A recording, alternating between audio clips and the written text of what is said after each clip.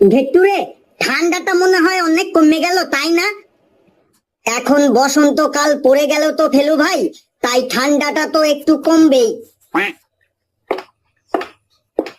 এই স্যার আসছে, তোরা চুপ কর, না হলে স্যার তোদের মেরে একদম ঠান্ডা করে দেবে।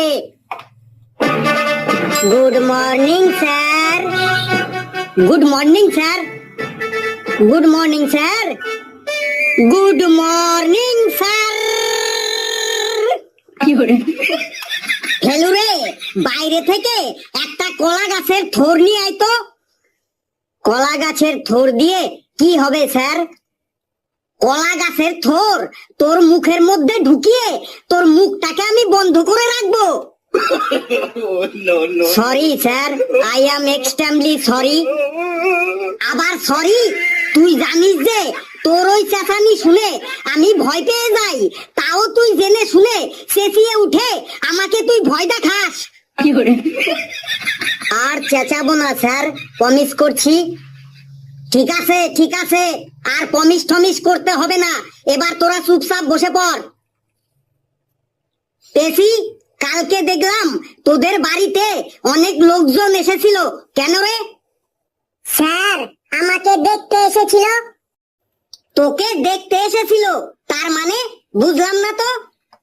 স্যার, বাড়ি থেকে আমার বিয়ের জন্য সম্বন্ধ দেখছে, আমাকে বিয়ে দিয়ে দেবে, তারাই আমাকে কাল দেখতে এসেছিল। বলিস কি, এই বয়সেই তোর বিয়ে দিয়ে দেবে? কেন, তুই আর পড়বি না? স্যার, আমি তো পড়তেই চাই, কিন্তু আমার দিদিমার মনের ইচ্ছা পূরণ করার জন্য আমাকে বিয়ে দিয়ে দেবে। তোর দিদিমার মনের ইচ্ছা পূরণ করার জন্য তোকে বিয়ে দিয়ে দেবে, তার মানে ব্যাপারটা তো বুঝলাম না। স্যার, ব্যাপারটা হলো আমার দিদিমা আমার মাকে বারবার বলছে পেচিকে তাড়াতাড়ি বিয়ে দিয়ে দে, আমি মরে যাবার আগে পেচির বিয়ে দেখে যেতে চাই। আরে, তোর দিদিমা তো দেখছি মরেই আছে, উনি আবার কি মরবে? না স্যার, আমার দিদিমা মরে নেই, উনি বেঁচে আছে। আরে, যে মানুষে এই রানিং পড়াশোনা করা ছোট মেয়েটিকে বিয়ে দেওয়ার কথা ভাবে, সে আবার কোন অ্যাঙ্গেল থেকে বেঁচে আছে রে? সে মরে গেছে। স্যার, আমার দিদিমা বারবার আমার মাকে বলবে, দেখ ওই পাশের বাড়ির মেয়েটার বিয়ে হয়ে গেল, তোর মেয়েটাকেও তাড়াতাড়ি বিয়ে দিয়ে দে। কেন, উনি পাশের বাড়ির যে মেয়েটার বিয়ে হয়ে গেল তাকে দেখে কেন? অন্য বাড়ির মেয়েটা যে চাকরি পেল সেটা উনি চোখে দেখে না? স্যার, আমার দিদিমা বলে এখন বিয়ে না দিলে পরে ভালো ছেলে পাওয়া যাবে না। ছেলে না পাওয়া গেলে বিয়ে করবি না? বিয়ে না করলে কি হবে? বিয়ে হচ্ছে একটা মানুষের এন্ড অফ লাইফ, মানে মানুষের জীবনের সমাপ্তি, বুঝলি? বলি হারি, আজকালকার দিদিমা ঠাকুমাদের চিন্তা ভাবনা, ওনারা যেখানে নাতি নাতনিকে বলবে ভালো করে পড়াশোনা কর, বড় হয়ে ভালো চাকরি কর, দেশের মুখ উজ্জ্বল কর, তা না বলে বলবে তাড়াতাড়ি বিয়ে কর। শোন পেশি, আজকে বাড়ি গিয়ে তোর দিদিমাকে বলবি তোমার যদি বিয়ে করার ইচ্ছে থাকে তাহলে আরো 2-4টে করে নিতে পারো, কিন্তু আমার বিয়ের কথা যদি আর একবারও তুমি মুখে উচ্চারণ করো তাহলে তোমার মুখটা একদম বস্তা সেলাই করা সুচ দিয়ে একদম সেলাই করে দেব, বুঝলি? বলতে পারবি তো? হ্যাঁ স্যার, বলতে পারবো। কি বলবি বলতো?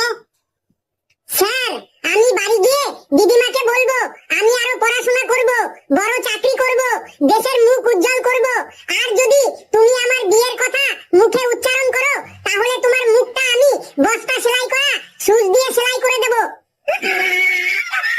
বাহ বাহ, ভেরি গুড ভেরি গুড, এই না হলে আমার ছাত্রী। সাব্বাস বেটা সাব্বাস। শোন পেছি, যদি তোদের বাড়ির লোক না শুনে যদি জোর করে তোর বিয়ে ঠিক করে দেয় তাহলে তুই শুধু একবার আমাকে খবর দিবি। জানিস তো আমি পল্টু মস্তানের ছেলে, নাম আমার ফেলু ভাই, যে যখন বিপদে পড়ে তার পাশে গিয়ে দাঁড়াই। ডেইলি সকালে খাই আমি 2 গ্লাস করে দুধ, আর পড়াশোনা না করিয়েই যারা মেয়েদেরকে বিয়ে দিয়ে দেয় খপ্পাত করে তাদেরকে ধরেই আমি করে দিই ইটলিংদা ফুসুদ। ফেলু ভাই, তুই তো আর সব জায়গাতে যেতে পারবি না, তাহলে অন্য অন্য জায়গাতেও যদি পড়াশোনা করা মেয়েদেরকে বাড়ি থেকে জোর করে বিয়ে দিয়ে দেয়, তাহলে তাদের বিয়েগুলো তুই কি করে আটকাবি? কি করে আটকাবো তার মানে, প্রত্যেক পাড়াতেই, প্রত্যেক গ্রামেই, প্রত্যেক মহল্লাতেই আমার মতো ফেল্লু ভাই আছে। সেই সব ফেল্লু ভাইগুলোকে এগিয়ে আসতে হবে আর বুক ফুলিয়ে রুখে দাঁড়াতে হবে। যদি কোনো মেয়ে পড়াশোনা করতে চায় আর সেই মেয়েটিকে যদি পড়াশোনা বন্ধ করে তাদের বাড়ি থেকে জোর করে বিয়ে দিয়ে দেওয়ার চেষ্টা করা হয়, তাহলে তাদের বাড়ির লোকগুলোকে না ডাইরেক্ট ইট লিঙ্গা ফুসুত করে দেবেন। ফেলু ভাই, সবই তো বুঝলাম, কিন্তু ইটলিংদা ফুসুদ মানে কি একটু বল। ইটলিংদা ফুসুদ মানে ওই গন্ধধুলাইয়ের পরে একটা মানুষের মুখের থোবরা যখন চেঞ্জ হয়ে যায়, তখনই তাকে বলে ইটলিংদা ফুসুদ। সাব্বাস ফেলু সাব্বাস, এই আগুনটাই তো মধ্যে আমি দেখতে চেয়েছিলাম। একটা দেশের উন্নতির জন্য যেটা সব থেকে বেশি দরকার হয় সেটা হলো নারী শিক্ষা। যে দেশের মেয়েরা যত বেশি শিক্ষিত হবে সেই দেশও তত উন্নত হবে। তাই আমাদের দেশের প্রত্যেকটা মেয়েকে উচ্চ শিক্ষায় শিক্ষিত হতে হবে। কিন্তু স্যার, যারা গরিব তারা কিভাবে পড়াশোনা করবে? তাদের টাকা দেবে কে? পড়াশোনা কখনো গরিব বড়লোক দেখে হয় না, বুঝলি ঘেটু? পড়াশোনা করতে লাগে শুধুমাত্র মনের ইচ্ছে শক্তি। যার মনে পড়াশোনা করার মতো ইচ্ছে আছে তাকে কোনো বাধাই আটকাতে পারবে না।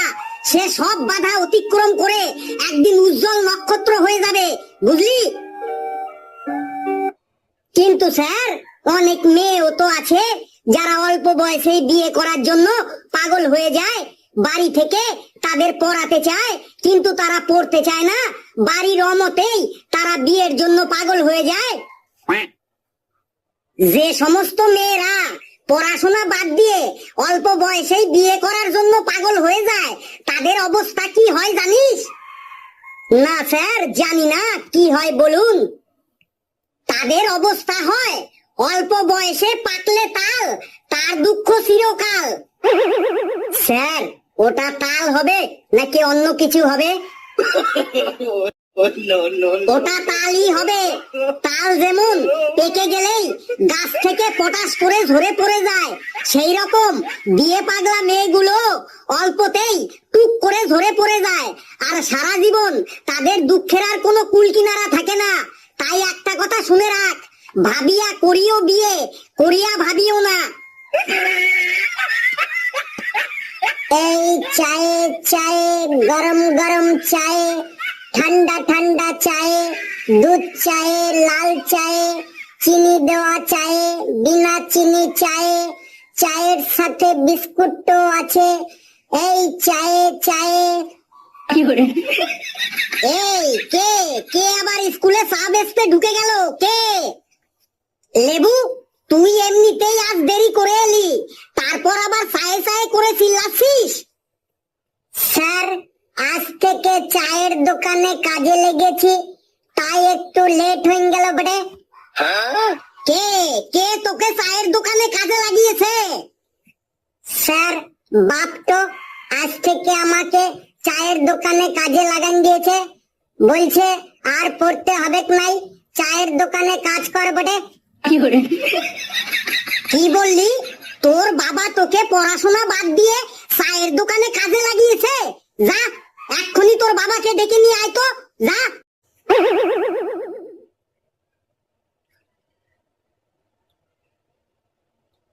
স্যার, এই যে বাপটাকে ডেকে নিয়ে এসেছি। কি মশাই, আপনার ছেলেকে পড়াশোনা বাদ দিয়ে চায়ের দোকানে কাজে লাগিয়েছেন কেন? স্যার, বেটা ছেলে মানুষ, একদিন না একদিন তো কাজ করে খেতেই হবে, তাই আগে থেকেই কাজে লাগান দিলাম।